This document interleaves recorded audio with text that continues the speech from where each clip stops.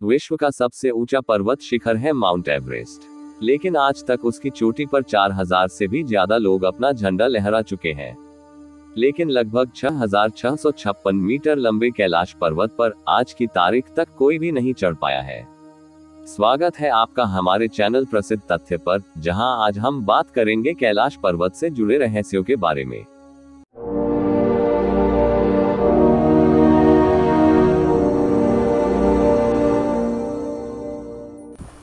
Mount Kailash के बारे में हिंदू धर्म, जैन धर्म और बुद्ध धर्म में भी बताया गया है।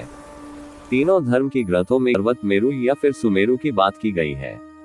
मेरु पर्वत को दुनिया के सेंटर के रूप में बताया गया है। कहा जाता है कि हमारी पृथ्वी इसी मेरु पर्वत की कॉस्मिक एवं स्पिरिचुअल शक्ति से बंधी हुई है। कैलाश पर्वत को उसी माउंट मेरु का रूप माना जाता है। यहाँ तक कि अमेरिकी रशियंस भी इस बात को मानते हैं कि कैलाश पर्वत पृथ्वी का सेंटर हो सकता है। आपने शायद सुना ही होगा स्टोनहेंज नामक पौराणिक मॉन्यूमेंट के बारे में। इसे बेहद ही मिस्टीरियस माना जाता है। कैलाश पर्वत की इससे दूरी है 6666 किलोमीटर। इतनी ही दूर है नॉर्थ पोल भी कैलाश पर्वत से। बात करें साउथ पोल के बारे में तो वह 13,332 किलोमीटर दूर है कैलाश पर्वत से, जो कि एकदम दोगुना है नॉर्थ पोल या फिर स्टोनहेंज के डिस्टेंस से। कैलाश पर्वत को फतह करना आज तक संभव नहीं हो पाया है। इसे जितनी बार भी जीतना चाहा, हर बार किसी न किसी कारणवश निराशा ही हाथ लगी है। लोगों का मानना है कि यह इस वजह से है क्योंकि चाइना की गवर्नमेंट ने इस शिकार पर चढ़ाई करने पर पाबंदी लगा रखी है। लेकिन इससे पहले भी कई प्रयास किए गए थे, जो कि फल देकर नहीं गए। हिंदू, बुद्ध और जैन धर्म में कई सालों पहले ही लिख दिया गया है कि यह पर्वत बेहद ही पवित्र है और इस पर कोई भी नाशवान या फिर मॉर्टल नहीं जा सकता। यह बात आज तक सिद्ध होती आ रही है। बुद्धिस्ट टेक्स्ट में बात की गई है एक संत की, जिनका नाम था मिलारेपा। लिखा गया है कि वह इकलौते व्यक्ति है जो कि कैलाश पर्वत की चोटी तक पहुंचे हैं। लेकिन आधुनिक समय में यह बात को मानने पर विरोध है। कैलाश पर्वत के पास जाने वाले लोगों ने एक बेहद ही अजीब चीज को ऑब्जर्व किया था। यहाँ शरीर पर समय का बहाव अलग होता है दुनिया के किसी भी कोने से। यहाँ जाने वाले लोगों के बाल एवं नाखून बड़ी तेजी से बढ़ते हैं। यदि कोई 12 घंटे के लिए इस पर्वत के आसपास रुके तो उसके नाखून उतने बढ़ जाएंगे जितने आम परिस्थिति में बढ़ने में 2 हफ्ते लगते हैं। इसके रहस्य दुनिया भर के वैज्ञानिक एवं सरकारों को आकर्षित करते हैं। रूस की एक वैज्ञानिकों की टीम ने एक लंबे समय तक इस पर्वत के बारे में रिसर्च करी। उन्होंने यह निष्कर्ष निकाला कि कैलाश पर्वत बेहद ही ज्यादा परफेक्ट बना हुआ है। यह परफेक्टली सिमेट्रिकल है और कोनों से भी बराबर बांटा हुआ है।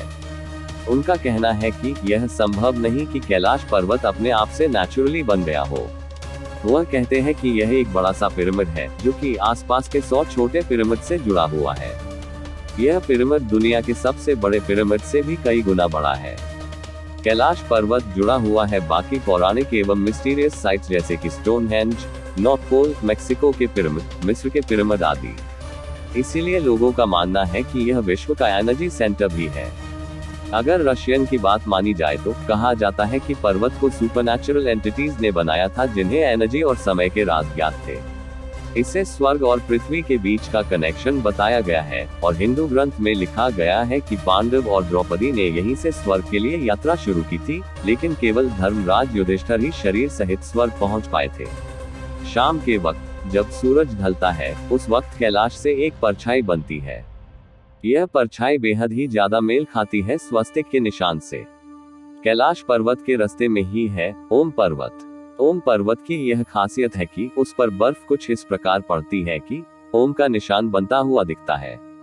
यह बेहद ही शानदार दृश्य है कि प्राकृतिक रूप से एक पर्वत पर सांसारिक तौर पर माने जाने वाले ओम का बनना। आपने यिन और यांग की कहानी तो सुनी ही होगी। वैसे ही कैलाश पर्वत पर से 2 ताल निकलते हैं। एक है मानसरोवर झील व दूसरा है राक्षस ताल। एक दुनिया का सबसे बड़ा फ्रेश वाटर लेक है तो दूसरा दुनिया का सबसे बड़ा सॉल्ट वाटर लेक। माना जाता है कि मानसरोवर झील ब्रह्मा जी के मन से निकलकर पृथ्वी पे पहुंची थी। राक्षस ताल रावण के शिव जी को प्रसन्न करने के अथक प्रयास के बाद बना था। मानसरोवर ताल भारी स्नोफॉल में भी शांत रहता है और राक्षस ताल थोड़ी देर में ही उछाल पर रहती है। एक ताल सूर्य जैसा दिखता है तो दूसरा क्रेसेंट चांद जैसा। इसका यह अर्थ है कि अच्छाई एवं बुराई कहीं बाहर नहीं, बल्कि एक इंसान के अंदर ही होती है। आप क्या चाहते हैं कि क्या कैलाश पर चढ़ाई को वापस शुरू कर देना चाहिए या नहीं?